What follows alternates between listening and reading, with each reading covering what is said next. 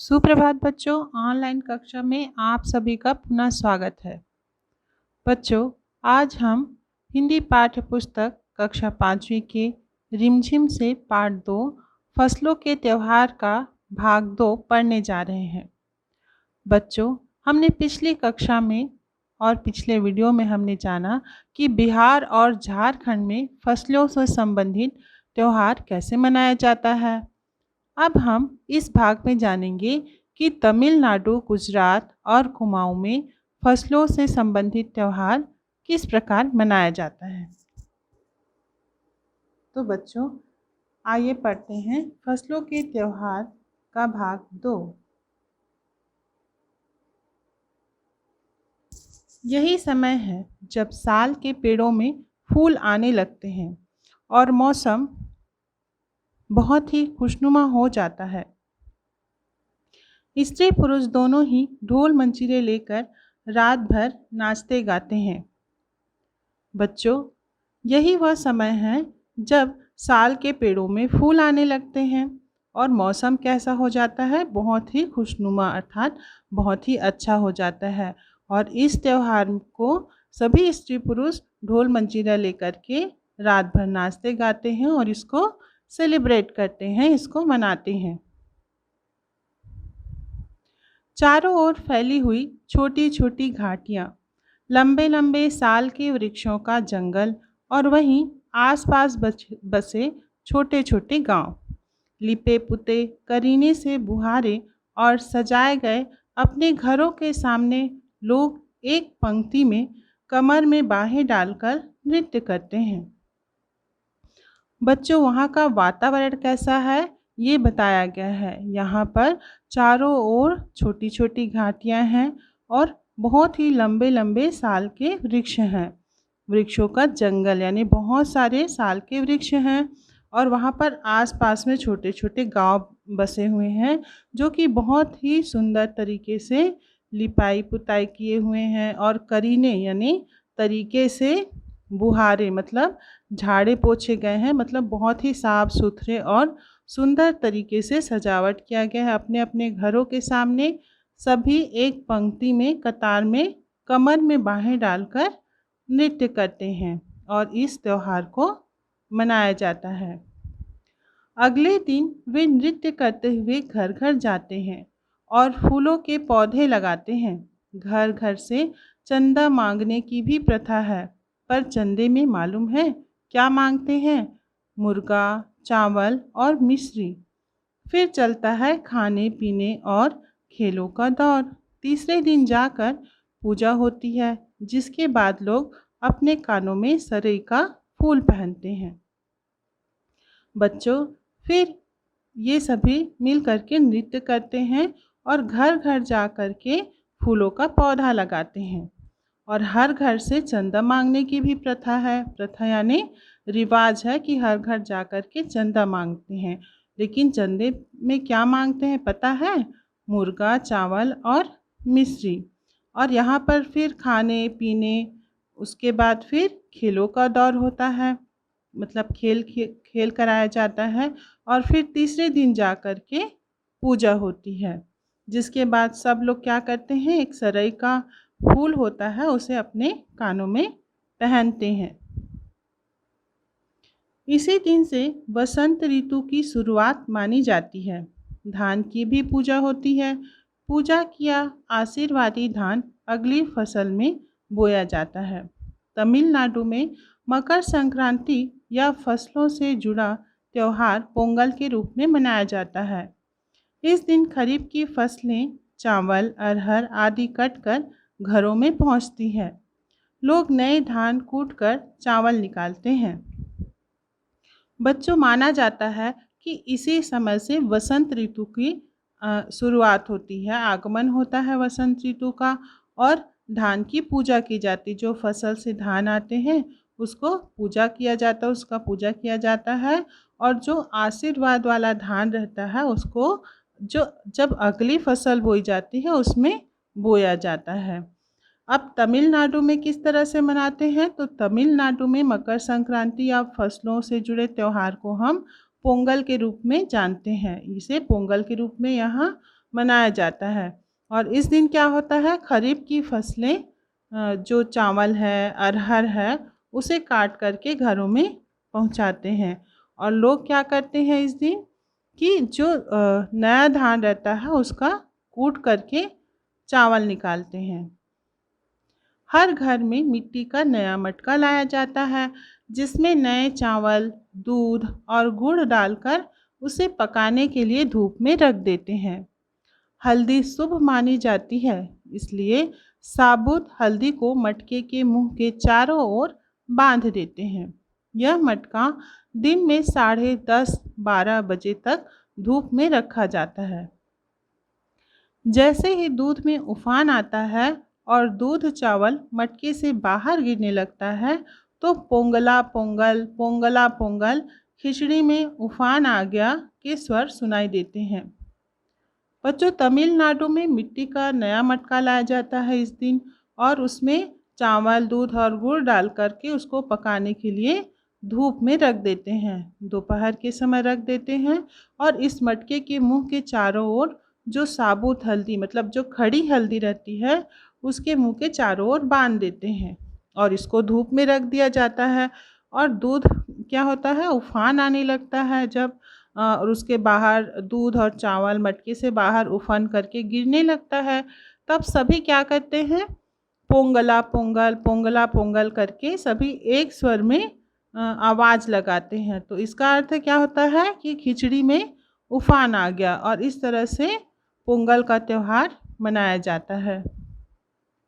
दूसरी ओर गुजरात में पतंगों के बिना तो मकर संक्रांति का जश्न अधूरा ही माना जाएगा। इस दिन आसमान की ओर यदि नज़र उठाएं तो शायद हर आकार और रंग रूप की पतंगे आकाश में लहराती हुई मिले। प्रत्येक गुजराती, चाहे वह किसी भी धर्म, जाति या आयु का हो, पतंग उड़ाता है। हजारों लाखों पतंगों से सूर्य भी ढक सा जाता है। अब बच्चों आ जाते हैं गुजरात की ओर। अब गुजरात में पतंग के बिना तो त्यौहार क्या है, मकर संक्रांति का, वह तो अधूरा ही रह जाएगा। और जश्न, जश्न अर्थात क्या होता है, उत्सव ना, उत्सव या त्यौहार जो है ये अधूरा माना जाता है, किसके बिना, पतंगों के बिना। अब इस दिन आप लोग गुजरात जाओगे ना तो क्या देखोगे कि पूरे आकाश में पतंगे ही पतंगे लहराती हैं और पूरा आसमान जो है पतंगों से ढक सा जाता है। और वह चाहे किसी भी उम्र के हो, वहाँ के लोग सभी इस उत्सव का आनंद मनाते हैं और पतंग उड़ाते हैं। कुमाऊं में मकर संक्रांति को घुघुतिया भी कहते हैं। इस दिन आटे और गुड़ को गूंथकर पकवान बनाए जाते हैं। इन पकवानों को तरह तरह के आकार दिए जाते हैं, जैसे डमरू, तलवार, डाडिम का फूल आदि। पकवान को तलने के बाद एक माला में पिरोया जाता है। माला के बीच में संतरा और गन्ने की गडेरी पिरोई जाती है। यह काम बच्चे बहुत रुचि और उत्साह के साथ करते हैं। बच्चों, अब हम आ जाते हैं कुमाऊं में। तो कुमाऊं में मकर संक्रांति को घुघुतिया भी कहते हैं। बच्चों, कुमाऊं में एक कथा प्रचलित है, लोक कथा प्रचलित है, इसीलिए इसे घुघुतिया कहा जाता है। मैं थोड़ा सा आप लोगों को बताती हूँ कि यहाँ एक राजा थे और उसके कोई भी पुत्र नहीं था। फिर बहुत मन्नत के बाद उनको एक पुत्र प्राप्त हुआ। फिर जब वह थोड़ा बड़ा हुआ तो उसको खाना खिलाने के लिए उसके गले में उसकी माँ क्या करती है, एक माला डालती है और बोलती है कि खाना खा लो, नहीं तो घुघुत ले जाएगा, और कौवे की ओर इशारा करती है। बच्चों, एक बार क्या हुआ कि उनके बच्चे का किसी ने अपहरण कर लिया और सभी कौवे मिलजुल करके उसके बच्चे को वापस लाते हैं, और इस तरह से इस दिन को घुघुतिया के रूप में मनाया जाता है। और इस दिन बच्चों आटे और गुड़ को गूंथकर पकवान बनाए जाते हैं। इन पकवानों को तरह तरह के आकार दिए जाते हैं, जैसे कि दाड़िम का फूल, दाड़िम मतलब अनार, अनार का बनाते हैं, फूल बनाते हैं, डमरू बनाते हैं, तलवार, और फिर इसको तल लेते हैं। और उसको माला में पिरो देते हैं और माला के बीच बीच में संतरा और गन्ने की गंडेरी मतलब गन्ने के टुकड़े भी उसके साथ धागे में पिरोई जाती है। और इस काम को सारे बच्चे बहुत ही रुचि और उत्साह से करते हैं।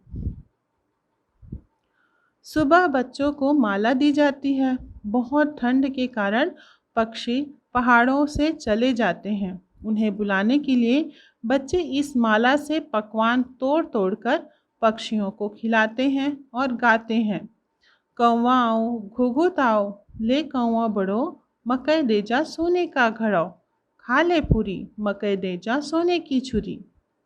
बच्चों, उसी राजा की याद में और इस त्योहार को मनाया जाता है और इसीलिए सब बच्चों को माला दी जाती है। और बहुत ठंड के कारण पक्षी क्या है पहाड़ों से चले जाते हैं, तो उन्हें बुलाने के लिए सभी बच्चे इस माला से जिसमें पकवान गुथे हुए हैं उसको तोड़ तोड़ कर पक्षियों को खिलाते हैं और गाते हैं कि कौवा आओ घुघुत आओ, मतलब कौवा आ जाओ और ले कौवा बड़ो, मकई दे जा सोने का घड़ो।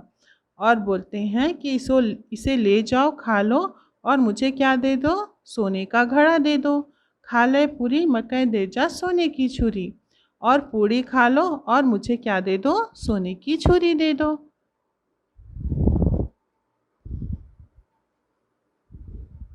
इसके साथ ही जिस चीज़ की कामना हो वह मांगते हैं। है ना कितने अलग अलग अंदाज मकर संक्रांति को मनाने के। कहीं दूध चावल और गुड़ की खीर बनती है, तो कोई 5 प्रकार के नए अनाज की खिचड़ी बनाता है। कहीं कहीं लोगों का सैलाब नदी में स्नान के लिए उमड़ पड़ता है। बच्चों, और इसी कविता के साथ सभी अपनी अपनी मनोकामना मांगते हैं, जो उनकी मुराद हो, मन में जो कामना है उसको मांगते हैं। तो लेखिका कहती हैं कि है ना कितने अलग अलग अंदाज मकर संक्रांति को मनाने के। अर्थात कहीं कहीं पर तो इसको कैसे मनाते हैं, दूध चावल और गुड़ की खीर बनाते हैं। कहाँ मनाते हैं, तमिलनाडु में। तो कहीं पर 5 प्रकार के नए अनाज की खिचड़ी बनाई जाती है। ये कहाँ मनाया जाता है आपका? हाँ, ये मनाया जाता है बिहार में। तो कहीं कहीं पर लोगों का सैलाब क्या होता है, नदी के स्नान के लिए उमड़ पड़ता है। तो सैलाब सैलाब अर्थात होता है जैसे कि नदी में सैलाब आता है ना, बाढ़ आता है, वैसे ही कुंभ स्नान के लिए भी लोगों की बहुत ज़्यादा भीड़ एकत्रित हो जाती है जब कुंभ स्नान के लिए जाते हैं। लोग ठंड से ठिठुरते रहेंगे, पर बर्फीले पानी में कम से कम एक डुबकी तो ज़रूर लगाएंगे। हाल यह होता है कि इन जगहों पर तिल रखने की भी जगह नहीं होती। तिल से याद आया, मकर संक्रांति के दिन पानी में तिल डालकर स्नान करना, तिल दान करना, आग में तिल डालना, तिल के पकवान बनाना विशेष महत्व रखते हैं। बच्चों, मकर संक्रांति के पर्व पर कुंभ स्नान का बहुत ही महत्व है और इसीलिए लोग अगर ठंड ठंड से ठिठुरते भी रहते हैं तो भी ठंडे पानी में कम से कम एक डुबकी ज़रूर लगाते हैं, ये सोचकर कि इससे बहुत ही पुण्य मिलता है। अच्छा, तिल रखने की जगह नहीं होना अर्थात क्या होता है कि बहुत ही भीड़ होना, जहाँ पर पैर रखने की जगह नहीं रहती। अब तिल से क्या याद आता है कि इसमें तिल का बहुत महत्व होता है। इस दिन क्या करते हैं कि पानी में तिल डालकर कई लोग स्नान करते हैं, कई लोग तिल का दान करते हैं और आग में भी तिल को डाला जाता है और तिल के पकवान बनाए जाते हैं जैसे कि लड्डू, तिलकुट, गजक, ये सभी बनाया जाता है। तुम्हारे घर या इलाके में इस त्योहार को कैसे मनाया जाता है? इसे खिचड़ी, पोंगल, मकर संक्रांति या कुछ और कहा जाता है, या तुम फसलों से जुड़े कोई और त्योहार मनाती हो? यदि तुम आपस में बात करो तो तुम्हें यह जानकर हैरानी होगी कि कई बार एक ही इलाके में रहने वाले लोग भी इस त्योहार को अलग अलग ढंग से मनाते हैं। बच्चों, आपके घर में या आपके घर के आसपास के लोग किस तरह से इस त्यौहार को मनाते हैं, या फिर वो लोग खिचड़ी, पोंगल या मकर संक्रांति के रूप में मनाते हैं, या कुछ और ही नाम से इस त्यौहार को मनाया जाता है। तो फसलों से जुड़े कोई भी अगर त्यौहार मनाते हैं तो आपस में बात करके में और भी हैरानी होगी कि हम लोग जैसे इलाके में तो रहते हैं, वहाँ भी अलग अलग रूप में मनाने के लिए वहाँ पर लोग मनाते हैं मोहल्ले में। कोई पोंगल के रूप में, कोई खिचड़ी, कोई मकर संक्रांति, इस तरह से अलग अलग रूप में मनाते हैं। बच्चों, आपको ये पाठ कैसा लगा? इसे बहुत ध्यान से समझें और दोबारा देखें। पाठ से संबंधित कठिन शब्द, शब्दार्थ और प्रश्नोत्तर आपको भेजे जाएंगे, जिसे आप अपनी अभ्यास पुस्तिका में साफ सुथरे अक्षरों में लिखेंगे। धन्यवाद बच्चों।